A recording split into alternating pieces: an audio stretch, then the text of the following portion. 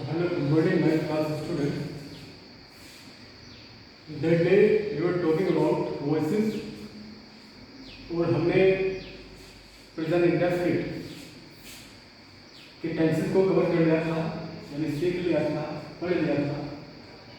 आज उससे आगे प्रेजेंट कंटिन्यूअस और परफेक्ट को समझते हैं और पूरी कोशिश करेंगे कि दोनों टेंसेस इसी वीडियो में कंप्लीट कर देना है। तो स्टार्ट करते हैं। प्रेजेंट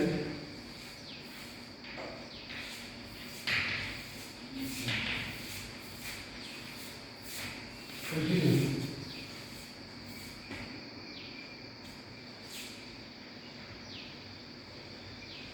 जैसा उस दिन मैंने आपसे कहा था कि एक्टिव पैसिव बनाते टाइम आप सब्जेक्ट को ऑब्जेक्ट में, ऑब्जेक्ट को सब्जेक्ट में कन्वर्ट कर देते हैं। उसी तरह से साथ ही साथ वर्ब के थर्ड फॉर्म का भी यूज करते हैं। तो ये जो मैंने कहा था ये कॉमन रूल्स हैं, ये सारे टेंसेस में एक ही जैसे हैं, सारे टेंसेस इनको फॉलो करते हैं।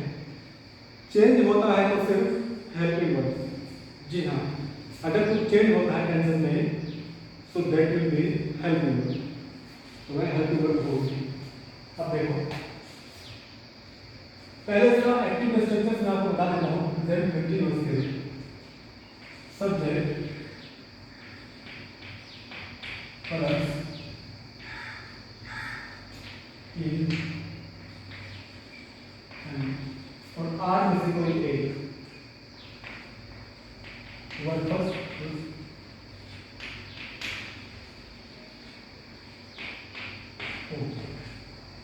ये थे कॉमन रूल्स। अभी ट्राई करते हैं इसके पैसिव का समझेंगे। तो पैसिव क्या करते हैं, इसमें कंटिन्यूटी दिखाने के लिए हम सबसे पहले सब्जेक्ट, यानी जो पहले एक्टिव का ऑब्जेक्ट था वो पैसिव का subject plus is and are में से कोई एक plus be plus verb be. जी हाँ, वर्ब की थर्ड फॉर्म का तो यूज होगा ही। बस आपको क्या करना है, कंटिन्यूटी दिखाने के लिए, जिससे टेंस कंटिन्यूअस का हो जाए, आपको बीइंग का यूज करना है प्लस वर्ब के थर्ड फॉर्म।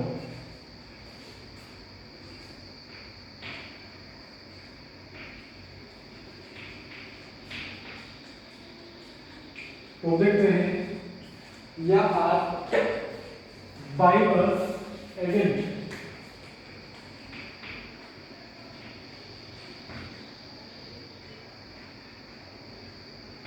एजेंट से मेरा मतलब है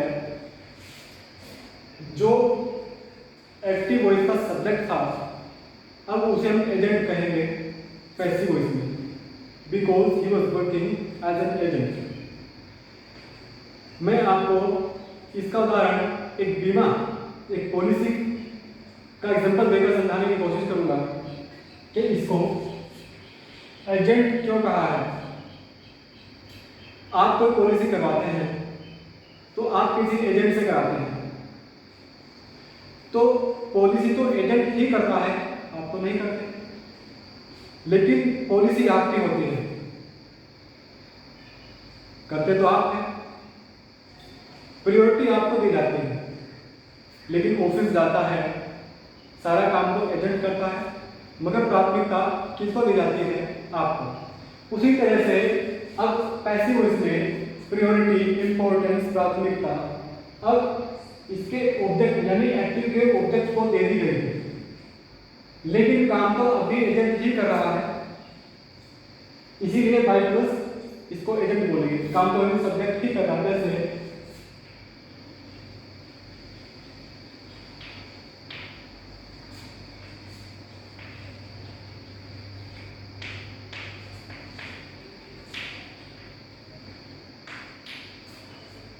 राहुल इज कैचिंग फिश, तो राहुल फिश को कैच कर रहा है, लेकिन सर प्रियोरिटी राहुल को ही दी गई है, मुख्यतः राहुल को ही दी गई है, तो इसमें राहुल ही इंपॉर्टेंट है। लेकिन अगर हम इसको पैसिव वॉइस में लिखेंगे तो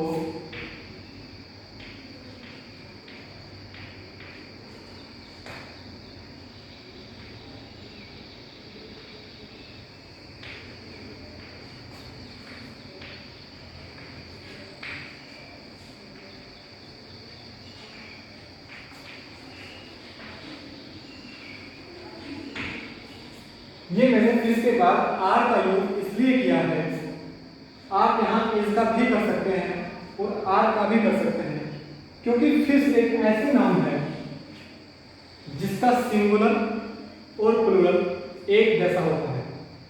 आप इसमें ऐसा नहीं लिख सकते, that will be completely wrong. अगर आप इसे लिखते हैं तो ये गलत है। तो इसका आपको सेंस के अकॉर्डिंग पता लगाना है।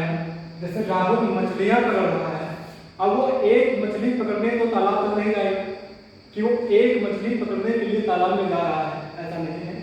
वह मछलियां पकड़ने जा रहा है, मगर इंग्लिश में हम सिर्फ फिश ही लिख देते हैं। तो इसलिए मैंने यहाँ इस मछलियों को प्लूरल समझते हुए आर का यूज कर दिया। हाँ, अगर आप चाहते हैं कि राहुल एक ही मछली पकड़ने तालाब में जाए तो आप यहाँ सिंगुलर का यूज कर सकते हैं। The fish is being caught या the fish are being caught by Rahul.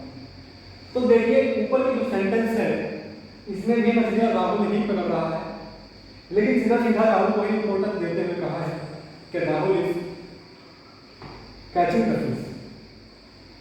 नीचे वाले सेंटेंस में भी मछलियां राहुल के द्वारा ही पकड़ी जा रही है, अभी भी मछलियां पकड़ी जा रही हैं और राहुल के द्वारा ही पकड़ी जा रही है, मगर अब राहुल को इतना इंपॉर्टेंस नहीं दिया गया है जितना कि मछलियों को दे दिया गया है।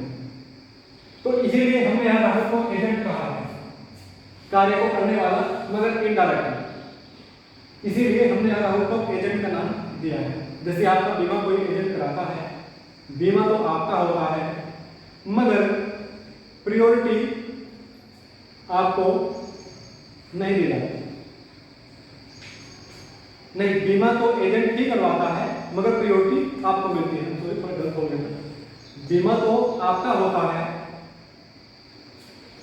लेकिन प्रायोरिटी उसको मिलती है। करवाता तो एजेंट है, प्रायोरिटी दी जाती है आपको। तो देखते हैं, अब आगे बढ़ते हैं। ये मैटर नहीं था सब्जेक्ट, तो let's come to the point.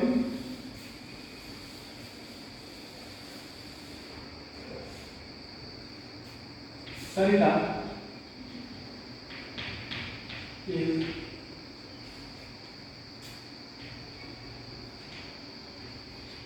singing and melodious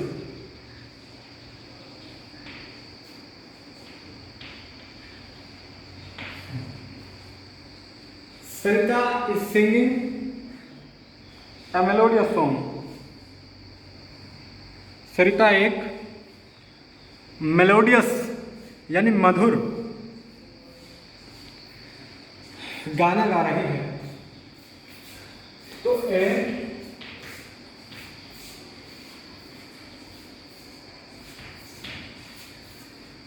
melodious song is sung by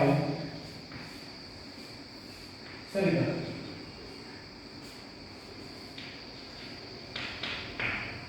A melodious song is sung by Sarita.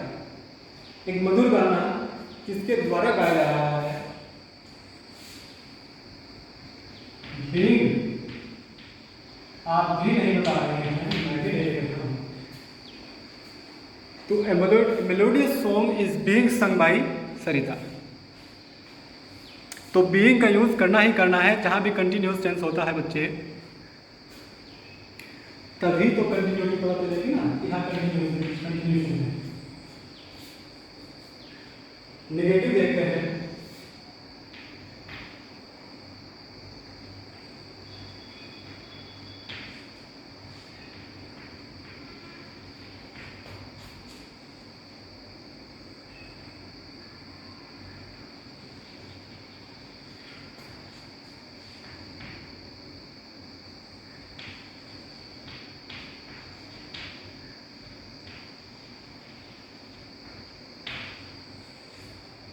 Prince is not calling his friends. Prince अपने दोस्तों को नहीं बुला रहा है।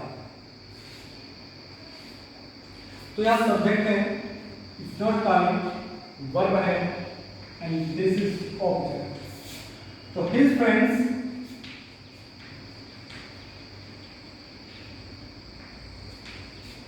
Friends are greater than one, more than one. ये एक से ज्यादा लोग हैं।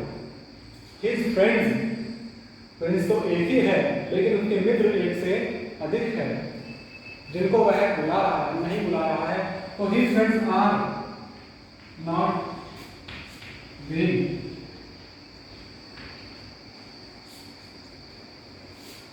Called by Prince.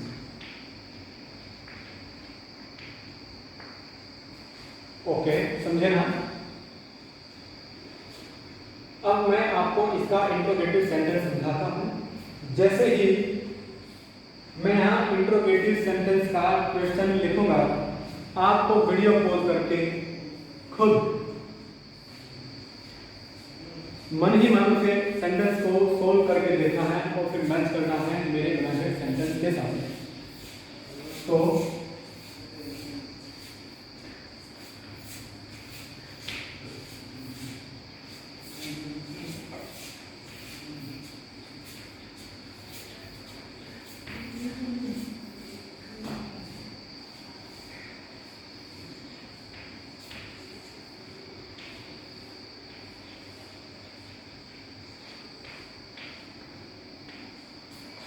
Are your classmates doing something?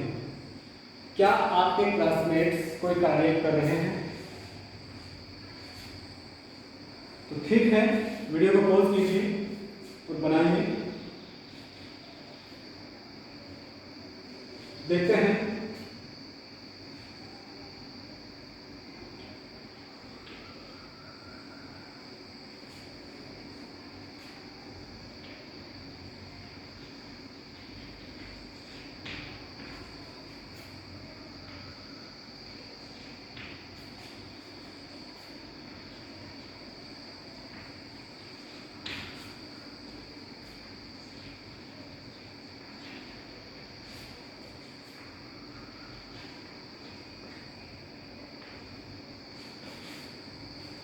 क्या आपका सेंटेंस बिल्कुल इसी तरह का था? तो ठीक है, फिर तो आप बहुत अच्छी तरह से सीख रहे हैं। Is something being done by your classmates? क्या आपके क्लासमेट्स के द्वारा कोई कार्य किया जा रहा है? अब आपको एक एग्जांपल सेकंड टाइम का दूंगा, जैसे कि हर एक टेंस में हम क्या करते हैं।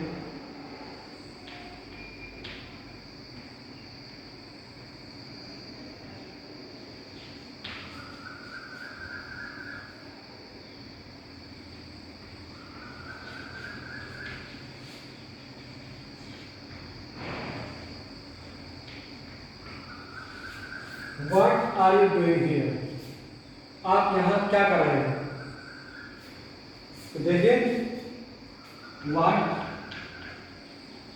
मिशन वर्ड तो जगह पर ही रहना है।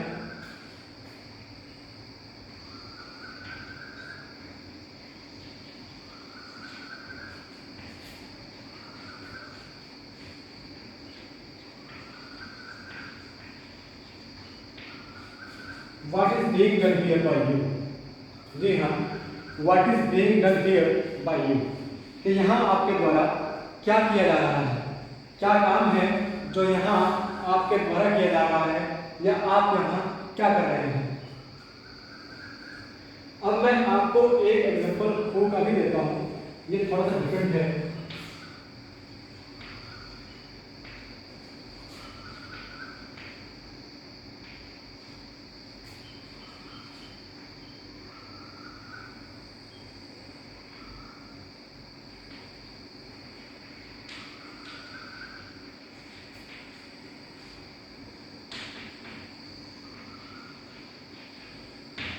ये देखिए, who is knocking at the door? दरवाजे पर दस्तक कौन दे रहा है? डोर को नॉकिंग कौन कर रहा है? इसको नॉकिंग कहते हैं। Who is knocking at the door. तो जब कोई हु के सेंटेंस की आप पैसिव वॉइस बनाते हैं तो आप बाय होम स्टार्टिंग में ही लिख देते हैं बच्चों। तो बाय होम, अब ये जो डोर है, ये नॉकिंग है तो वर्ब है, ये डोर ऑब्जेक्ट था। अब हम इसको सब्जेक्ट बनाने जा रहे हैं। We going to make this subject.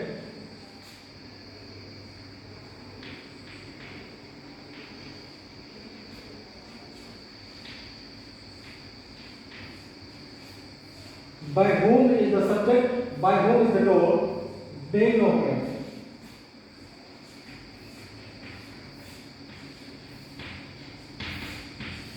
ये आपका हु का वाक्य हो। By whom is the door being opened.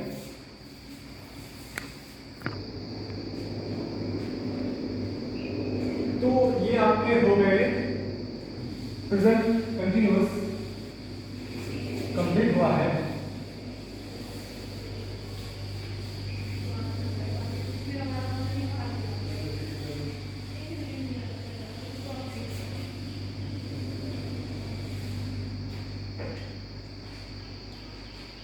But first of all, here is a very important topic that I will discuss with you कि उस दिन जो मैंने आपको एक्सरसाइज दी थी घर के लिए, उसमें से आप में से सिर्फ एक बच्ची ने मुझे उसके जो उसने सोल्व किए थे वो सेंड किए। बाकी किसी ने भी मुझे कोई सेंटेंस, ना कोई सोल्व क्वेश्चन, कुछ भी सेंड नहीं किया है। और उस बच्चे ने बिल्कुल ठीक कर रखा था। तो may be you have any hesitation कि गलत हो सकता है या ऐसा कुछ नहीं सोचें।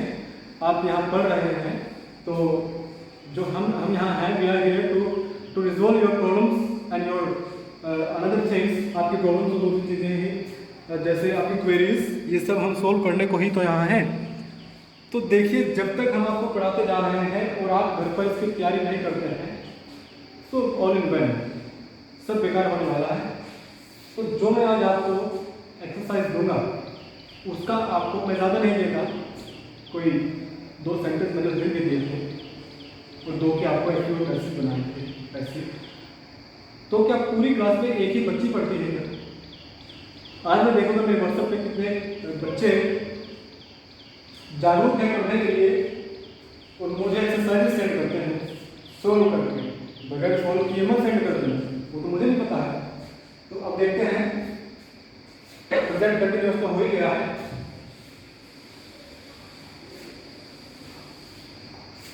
परफेक्ट देखते हैं।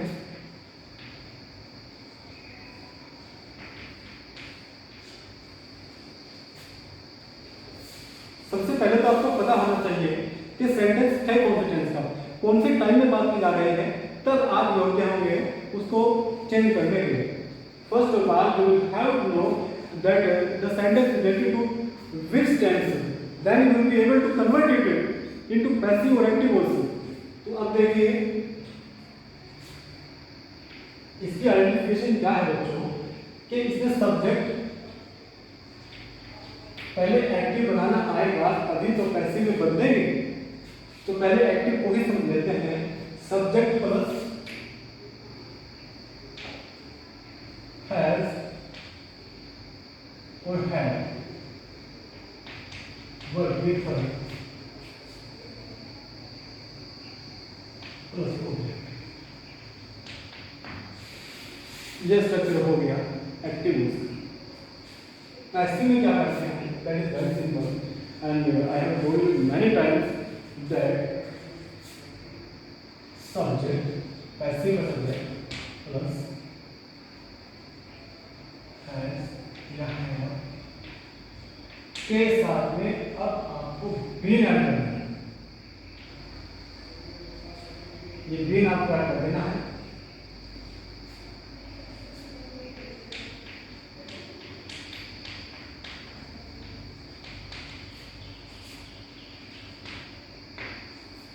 ये आपका छोटा सा स्ट्रक्चर है, इससे आपके सारे सेंटेंस बन।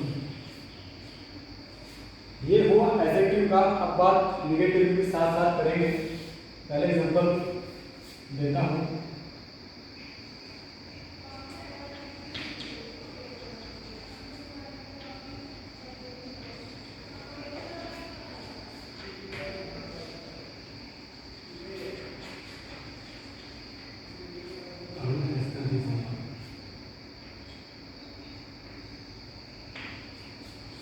अरुण ने अपना कार्य कर लिया है।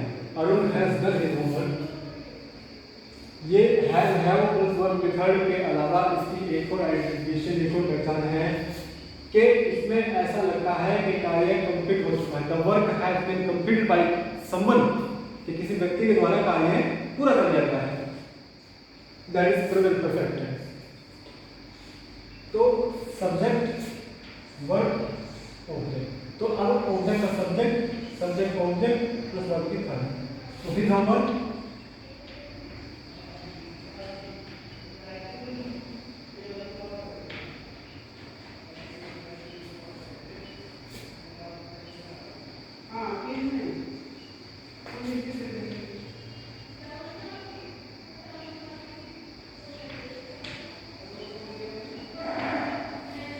His homework has been done by Arun. Arun ने द्वारा अपना काम कर लिया। अब इसके साथ साथ इसके नेगेटिव सेंटेंस बात करते हैं।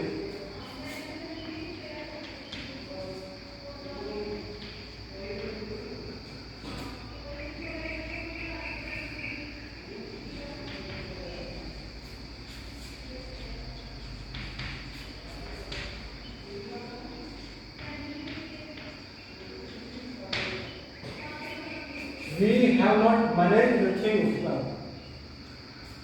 हमने चीजों को अच्छी तरह से मैनेज नहीं किया है। We have not managed the things well. तो the things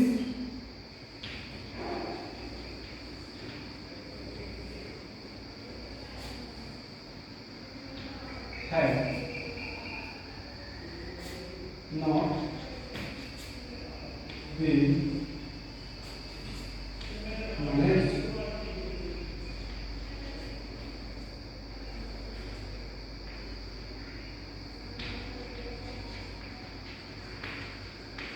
जी हाँ, अगर कोई एडिशनल वर्ड आता है, जैसे जिस ऑब्जेक्ट को, एक तो वो ऑब्जेक्ट हुआ जिसे आपको सब्जेक्ट में चेंज करना है, जैसे द थिंग्स हुआ, आपने द थिंग्स चेंज कर दिया है।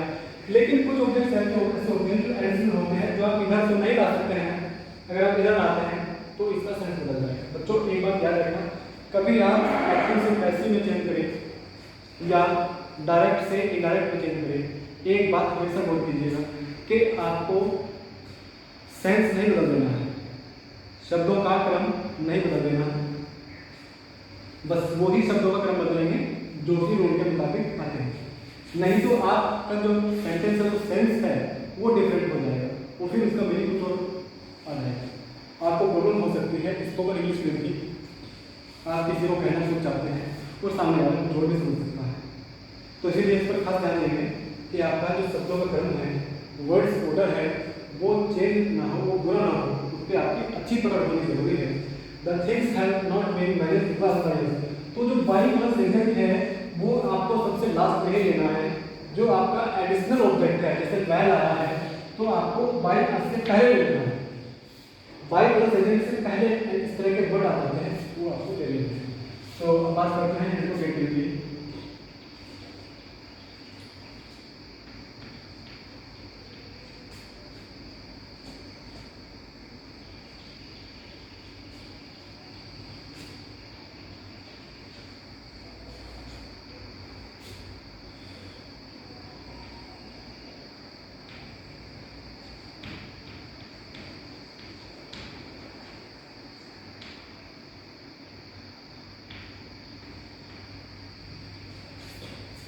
Have you made that picture?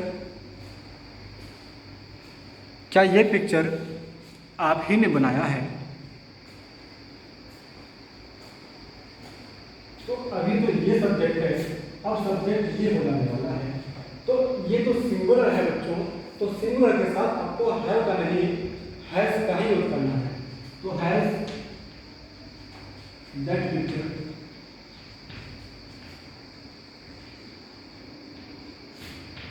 Been made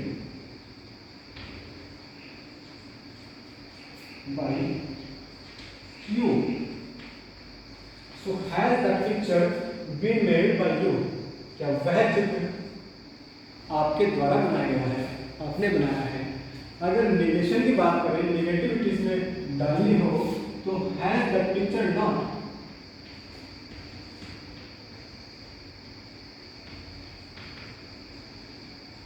been से पहले और सब्जेक्ट के बाद में नॉट को प्रयोग कर दें। अब सेकंड टाइम इंट्रोगेटिव की बात करते हैं।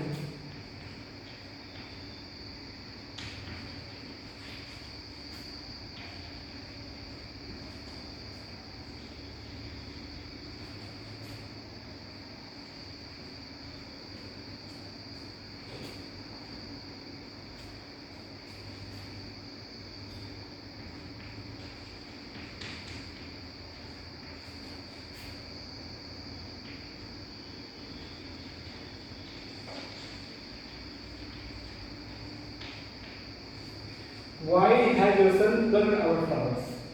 Why has your son plucked our flowers? कि आपके बेटे ने हमारे फूल क्यों तोड़े हैं? तो वही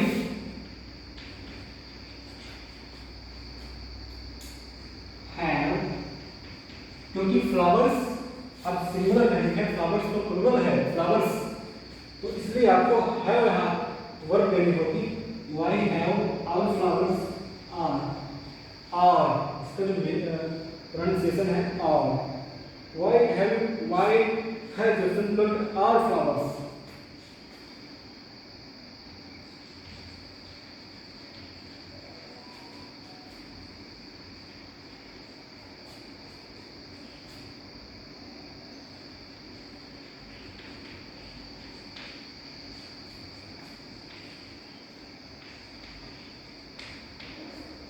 Why have our flowers been plucked by your son? कि हमारे फूल आपके बेटे के द्वारा क्यों तोड़े गए हैं? तो ये आपका प्रेजेंट परफेक्ट टेंस भी पूरा हो गया है। एट लास्ट एक आपको बस हु का सेंटेंस फिर से देखिए, ये थोड़ा डिफरेंट होता है।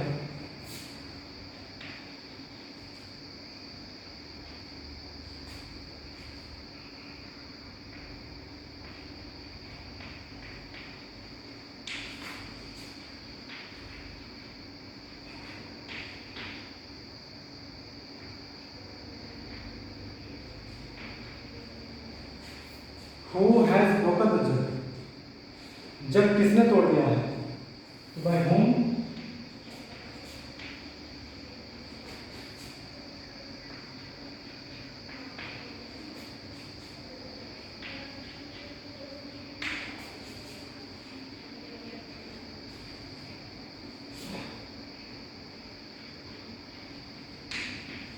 ये हुआ who का वाक्य।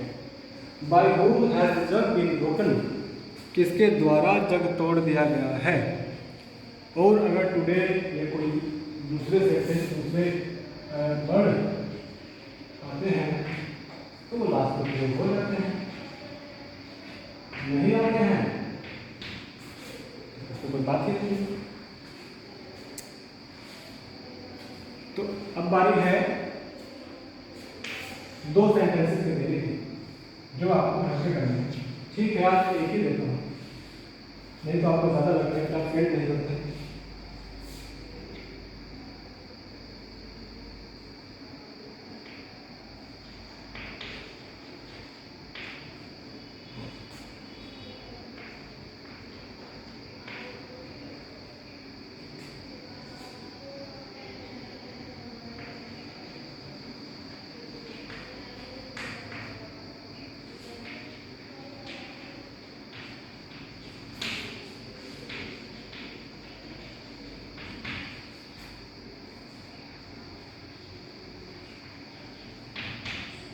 ये है बच्चों, Atul has bought a new pet from the market. जी हाँ, फिर से रिपीट करता हूँ। Atul has bought a new pet from the market. Atul ने बाजार से एक नया पेट खरीदा है। पेट आप समझते होंगे कोई भी पालतू जानवर, जिसमें पैरट हो सकता है, छोटे छोटे माइस हो सकते हैं, या कोई दूसरी चीज़ हो सकती है। तो इसका आपको सारे सेंटेंसेस निगेटिव, इसके आपको 6 of 6 सेंटेंसेस बनाने हैं। Atul has not bought, has Atul bought, has Atul not bought, why has Atul bought, why has Atul not bought. इस तरह 6 वाक्य पहले तो आपको एक्टिव के ही बनाने हैं। उसके बाद 6 सेंटेंसेस आपको पैसिव में चेंज करने हैं। That is your homework for today. और आज मुझे आ ही जाना चाहिए। करेक्शन जो आप करेंगे घर पे, जो सोल्व करेंगे, ये 6 सेंटेंस की सिर्फ बात है। अगर आप ये 6 सेंटेंस नहीं भेजते हैं तो मैं समझूंगा या तो आप पढ़ नहीं रहे हैं घर पे, या आप भेजना नहीं चाहते। तो देखते हैं कितने स्टूडेंट्स हैं जिन्हें पढ़ने का डेडिकेशन, जिन्होंने दिया है अपनी पढ़ाई को पूरा टाइम, वो लोग घर पे बिता रहे हैं, मिसयूज़ नहीं कर रहे हैं टाइम का। So take care and thank you.